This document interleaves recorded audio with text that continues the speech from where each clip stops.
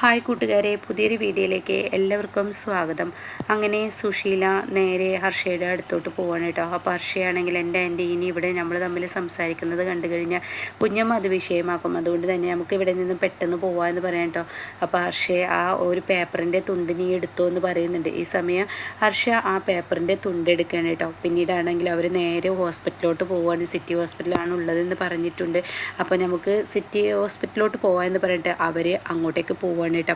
അങ്ങനെ അവർ രണ്ടുപേരും അങ്ങോട്ടേക്ക് യാത്രയാവാണ്. എന്നാൽ ഈ സമയം ഇന്ദ്രനും അതുപോലെ തന്നെ സത്യനും അനുപമയും ശ്യാമൊക്കെ ഇങ്ങനെ നിൽക്കുമ്പോൾ ഇന്ദ്രട്ടൻ പേപ്പറിലുള്ള ആ ന്യൂസ് വായിച്ചോ. പേപ്പറിൽ എന്തെല്ലാം ന്യൂസ് ഉണ്ടാവും, ഒരു ന്യൂസ് എന്നല്ലല്ലോ. അല്ല ഇന്ദ്രട്ട, ഒരു അജ്ഞാതനെ ആക്സിഡൻ്റായി ഇന്നലെ ഇടിച്ചിട്ടിരിക്കുന്നു എന്നൊരു ന്യൂസ് പത്രത്തിൽ കൊടുത്തിട്ടുണ്ട്. 14ാമത്തെ എത്രയോ പേജിലാണെന്നാണ് ഞാൻ കണ്ടത്. ഇന്ദ്രട്ട അത് വായിച്ചോ എന്ന് ചോദിക്കുകയാണ് കേട്ടോ. എൻ്റെ കണ്ണിൽ അത് ഉൾപ്പെട്ടിട്ടില്ല, എന്താ അപ്പം അതൊക്കെ വായിക്കേണ്ട ആവശ്യം എന്ന് ചോദിക്കുമ്പോൾ ഉടൻ തന്നെ പറയണേ, അതല്ല ഇന്ദ്രട്ട, ആ ന്യൂസ് ഇന്ദ്രട്ട എടുത്ത് വായിക്കുമെന്ന് പറയണേ. ഇതേസമയം ഇന്ദ്രൻ ആ പേപ്പറിലെ ന്യൂസ് എടുക്കണം കേട്ടോ. ഈ സമയം ഇന്ദ്രനെ ഞെട്ടിപ്പിച്ച ആ കാഴ്ച, ആ പത്രത്തിന് ആ ഒരു മുഖഭാഗത്ത് ഒരു ഓട്ടോ വരുത്തിയിരിക്കുന്നു. ഇന്ദ്രട്ടൻ വായിച്ചോ എന്ന് ചോദിക്കുമ്പോൾ ഇതിൽ ഞാൻ കണ്ടു, പക്ഷേ ഇവിടെ കീറിപ്പോയിരിക്കുന്നു. എന്താ ഇന്ദ്രട്ട ഈ പറയുന്നത്, ഇവിടെ കീറിയെന്നോ, ഞങ്ങളൊന്ന് നോക്കട്ടെ എന്ന് പറഞ്ഞിട്ട് സത്യൻ അത് എടുത്തിട്ട് നോക്കണം കേട്ടോ. അപ്പോൾ ഈ സമയം അയ്യോ ഇവിടെ ഇല്ലല്ലോ എന്ന് പറയാണ്. ഇതേ സമയം അനുപമയാണെങ്കിലോ ഞാനൊന്ന് നോക്കട്ടെ എന്ന് പറഞ്ഞിട്ട് അനുപമയും നോക്കുന്നുണ്ട് കേട്ടോ. അപ്പോൾ അനുപമയും കാണുന്ന കാഴ്ച ഇത് തന്നെയാണ്. അപ്പോൾ തന്നെ അല്ല, ഇപ്പോൾ ഈ ന്യൂസിനെ കുറിച്ച് എന്തപ്പം നിങ്ങൾ തമ്മിൽ സംസാരിക്കണേ, അതിന് മാത്രം എന്താണ് ഇവിടെ ഉള്ളതെന്ന് ചോദിക്കുകയാണ്. അപ്പോൾ ഈ സമയം പറയാം ഇന്ദ്രേട്ടാ, ഞാനൊരു കാര്യം പറയട്ടെ, വിച്ചുമോനെ കാണാതായതിനെ തുടർന്നും അതുപോലെ തന്നെ അന്ന് അമ്പലത്തിൽ വെച്ച് കണ്ട ആളെ തുടർന്നും അതുപോലെ തന്നെ ഇന്നലെ രാത്രി നമ്മുടെ വീട്ടിൽ വന്ന ആളും ഈ ആളാണെന്ന് പറയാം കേട്ടോ. എന്താ നിങ്ങളീ പറയുന്നത്? അതെ, ഈ ആളാണ് നമ്മുടെ വീട്ടിൽ വന്നത് എന്ന് പറയാം കേട്ടോ. അപ്പോൾ ഉടൻ തന്നെ അല്ല, ഈ ആളൊക്കെ ആയിട്ട് എന്താ ബന്ധം എന്നിങ്ങനെ ഇന്ദ്രൻ ചോദിക്കുകയാണ്. അത് വല്ല വഴിപോക്കന്മാരായിരിക്കും, വീട് മാറി കയറി വന്നതായിരിക്കും, നിങ്ങളൊന്ന് വിട്ടേ, ഇത് ഇത്ര വലിയ വിഷയമാക്കൊന്നും വേണ്ട എന്ന് പറയാൻ കേട്ടോ. അപ്പോൾ ഈ സമയം അല്ല ഇന്ദ്രേട്ട, അയാളെ കാണുകയായിരുന്നെങ്കിൽ എന്ന് പറയുമ്പോൾ ഇനി വിട്ടേ, എനിക്ക് കണ്ണൻ്റെ വിളി വന്നിരിക്കുന്നു, ഞാൻ പോകാൻ നോക്കട്ടെ എന്ന് പറഞ്ഞിട്ട് പെട്ടെന്ന് പോവുകയാണ് കേട്ടോ. പിന്നീടാണെങ്കിലോ അനുപമയ്ക്ക് ഇത് വെറുതെ വിടാൻ തയ്യാറല്ല. അനുപമ അവിടെ നിന്ന് പോവുകയാണ്. അങ്ങനെ അനുപമ ആ പത്രം സംഘടിപ്പിക്കുന്നുണ്ട്. 1-2 കടകളിലൊക്കെ കയറി ഇറങ്ങും, പക്ഷെ അനുപമയ്ക്ക് കിട്ടില്ല. പിന്നീട് 3ാമത്തെ കടയിൽ കയറി ഇറങ്ങുമ്പോൾ ഇന്ന ഭാഗത്ത് സിറ്റി ഹോസ്പിറ്റലിൽ ഈ ആളുണ്ടെന്നുള്ള ആ ഒരു പേപ്പറിൽ നിന്ന് ആ ന്യൂസ് കിട്ടുകയാണ് കേട്ടോ. അങ്ങനെ അനുപമ തിരക്ക് പിടിച്ച് സിറ്റി ഹോസ്പിറ്റലിലോട്ട് ഓടിയെത്തണം.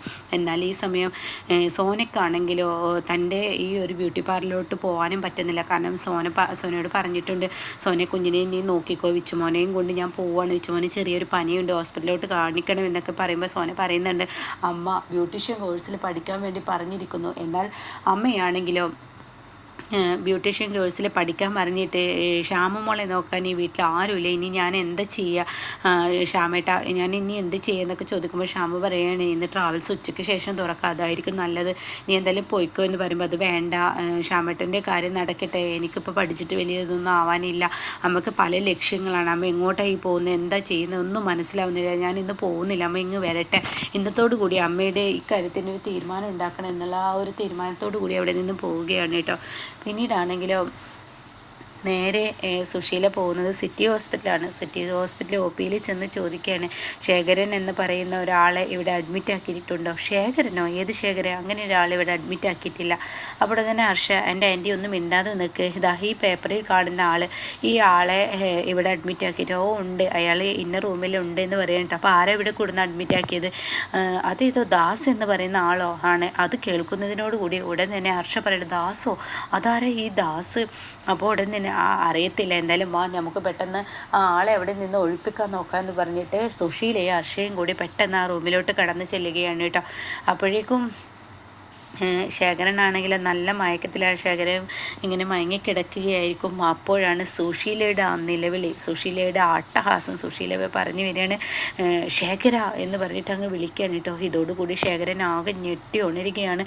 താൻ എവിടെയോ കേട്ട ശബ്ദം, എത്രയോ കൊല്ലങ്ങൾക്ക് മുന്നേ തൻ്റെ ചെവിയിൽ അലയടിച്ചിരുന്ന ശബ്ദം, തനിക്ക് തലവേദനയായിരുന്ന ആ ശബ്ദം വീണ്ടും ശേഖരൻ തിരിഞ്ഞു നോക്കുകയാണ്.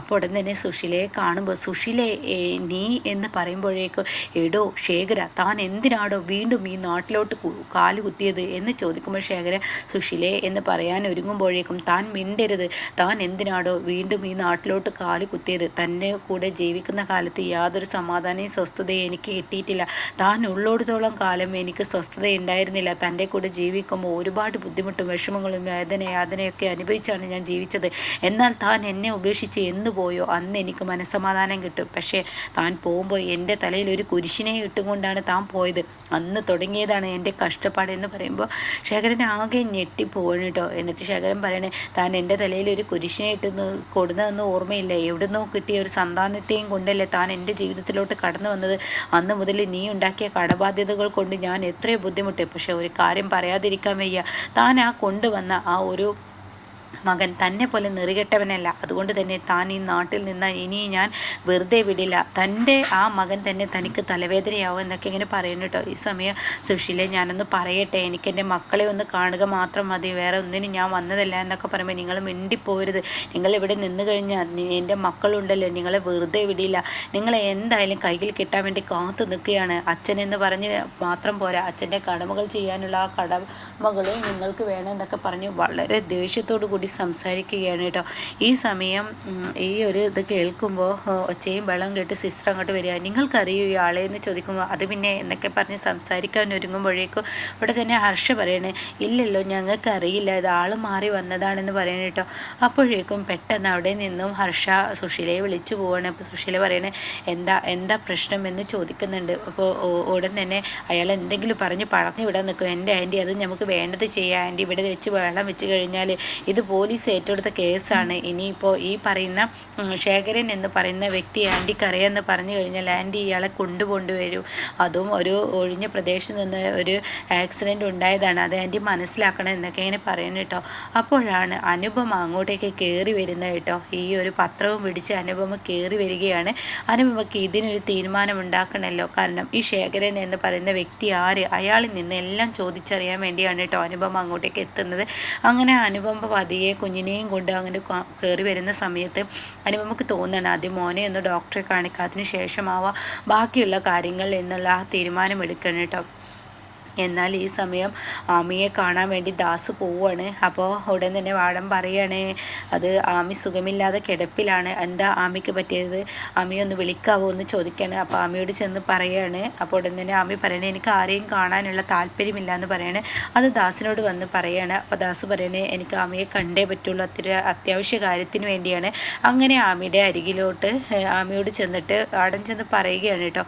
അപ്പോൾ അത് പ്രകാരം ആമി പുറത്തോട്ട് വരികയാണ്. എന്നിട്ട് ആമിയോട് പറയണം, ഞാനൊരു കാര്യം പറയട്ടെ, നിന്നെ കാണാൻ എല്ലാ കാര്യങ്ങളും ചെയ്തു തരുന്ന ദാസങ്ങളാണ് വന്നിരിക്കുന്നത്, നീ എന്താണെങ്കിലും അവരോട് നേരിട്ട് പറയൂ ആമി പ്ലീസ് ദയവ് ചെയ്ത് എന്നൊക്കെ പറയുമ്പോൾ ആമി പേരാണ്, എന്താണ് നിങ്ങളുടെ ആവശ്യം എന്ന് ചോദിക്കുകയാണ്. അത് കേൾക്കുന്നതിനോടുകൂടി എന്താ ആമി നിൻ്റെ സ്വരത്തിനൊക്കെ ഒരു വ്യത്യാസം, നീ എന്താ ഇങ്ങനെയൊക്കെ സംസാരിക്കുന്നത്, ഇന്നലെ രാത്രി രഘു ഞങ്ങൾക്ക് വിളിക്കുക, നീ രഘുവിനോട് വേണ്ടാത്ത രീതിയിൽ പെരുമാറുകയോ സംസാരിക്കുക എന്തെങ്കിലും ചെയ്തോ, ഇപ്പോഴും രഘുവിൻ്റെ മനസ്സിലുള്ള വേദനയോ ഒന്നും പോയിട്ടില്ല എന്ന് പറയുമ്പോൾ ഉടൻ തന്നെ ആമി പറയണം, ഉള്ളതുപോലെ പറയാം, എൻ്റെയും എൻ്റെ ഭർത്താവിൻ്റെയും ജീവിതത്തിൽ ഇന്ന് ഈ വിള്ളലുണ്ടാക്കിയത് നിങ്ങളൊക്കെ പാടെയല്ലേ എന്ന് ചോദിക്കുമ്പോൾ അവിടെ ദാസൊന്ന് ഞെട്ടിപ്പോവാണ്. എന്താ ആമി നീ പറയുന്നത്, അതെ ഞങ്ങളുടെ ജീവിതം ഇന്ന് ഈ നിലയിലെത്തിച്ചത് നിങ്ങളല്ലേ എന്ന് ചോദിക്കുമ്പോൾ ആകെ പേടിച്ച് വരച്ച് പോവാണ് കേട്ടോ.